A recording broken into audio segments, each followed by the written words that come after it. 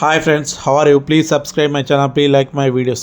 Okay friends, Hara Hara Mahadeva Shambho Shankara. Kartika మాసం హిందూ సాంప్రదాయంలో అత్యంత పవిత్రమైన మాసం. ఇది దేవతలకే కాదు, భక్తుల జీవితానికి శుభాన్ని, శాంతిని అందించే పవిత్ర కాలం. ఈ మాసంలో శివుడు, విష్ణువుకి ఇద్దరికీ ప్రత్యేక పూజలు చేయడం అత్యంత శుభకరణం అని పురాణాలు చెబుతున్నాయి. కార్తీక మాసంలో ప్రతి ఉదయం స్నానం చేసి ఓం నమ శివాయ అని జపిస్తూ శివారాధన చేయడం ఎంతో మంగళకరం. శివలింగంపై పాలు, తేనె, బిల్వ పత్రాలు సమర్పించడం మనసును పవిత్రం చేస్తుంది. ఈ మాసంలో ఒక్క జలాభిషేకమే కూడా అనేక పుణ్యాలను మనకి కలిగిస్తుంది.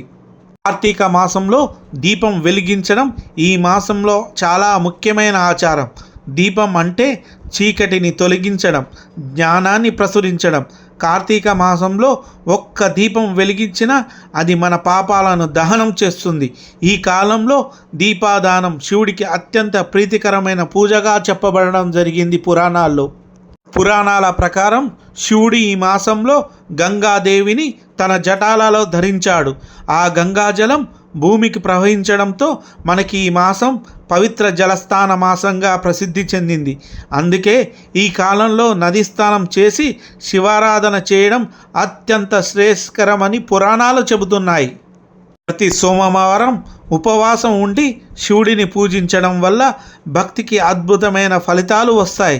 శివుడు తన భక్తుల కోరికలు తీరుస్తాడు, దుఃఖాలను తొలగిస్తాడు, శాంతిని ప్రసాదిస్తాడు. కార్తీక మాసంలో చేయబడే ప్రతి పుణ్యకార్యం అనేక రెట్లు ఫలితాన్ని ఇస్తుంది.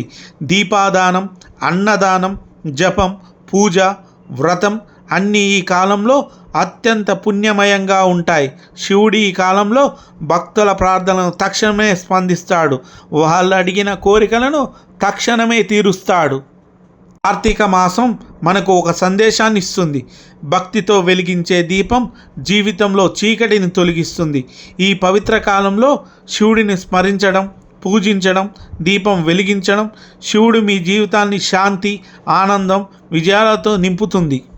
అంతేకాకుండా కార్తీక మాసం అయిపోయిన తర్వాత కూడా ప్రతిరోజు సాయంత్రం 6 గంటలు శివాలయం దగ్గరికి వెళ్ళి శివుడిని పూజించడం వల్ల మనకి మన చుట్టూ ఉన్న ఎటువంటి నెగిటివ్ ఎనర్జిటీ ఉన్నా కూడా అది పాజిటివ్ ఎనర్జీగా మారుతుంది.